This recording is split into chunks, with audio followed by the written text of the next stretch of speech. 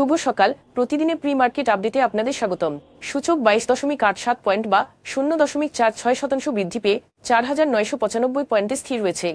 বাজারের লেনদেনের পরিমাণ ছিল 339 কোটি টাকা, যা আগের দিনের তুলনায় 7.76% কম। সরকারি টাস্কফোর্স ন্যূনতম পরিবর্তন সহ মার্জিন নিয়ম সংস্কার চূড়ান্ত করেছে। মার্জিন ঋণের জন্য কঠোর নিয়ম কানুনের প্রস্তাব করেছে, যার মধ্যে রয়েছে 10 লাখ টাকা ন্যূনতম ইকুইটি এবং 6 মাসে বাজার অভিজ্ঞতা।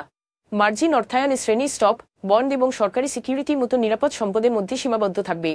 আগের সিদ্ধান্ত বাতিল করে ব্রোকারদের ক্লায়েন্ট ডিপোজিটের সুদ, বিনিয়োগকারী সুরক্ষা এবং শিক্ষা তহবিলে স্থানান্তর করার জন্য একটি খসড়া নিয়ম প্রস্তাব করেছে বিএসইসি। ব্রোকারদের অবশ্যই সুরক্ষা তহবিলে নিট সুদের 25% এবং বিনিয়োগকারীদের শিক্ষার জন্য 75% বরাদ্দ করতে হবে। ডিএসি ব্রোকার্স অ্যাসোসিয়েশন পূর্বের চুক্তির উদ্ধৃতি দিয়ে এই পদক্ষেপ নাকচ করার পরিকল্পনা করছে। 7% বিক্রয় বৃদ্ধি সত্ত্বেও ওয়ার্দন হাইটেকের তৃতীয় প্রান্তিকে মুনাফা 7.10% কমে 392 কোটি টাকা দাঁড়িয়েছে। মূলত অর্থ ব্যয় 62% বৃদ্ধি এবং উচ্চ ব্যাটের কারণে এই ফলাফল লক্ষণীয়। উৎপাদন খরচ বৃদ্ধি এবং বৈদেশিক মুদ্রার ক্ষতির কারণে এপিএস 12.94 টাকায় নেমে এসেছে এবং 9 মাসের মুনাফা 8.66% কমেছে।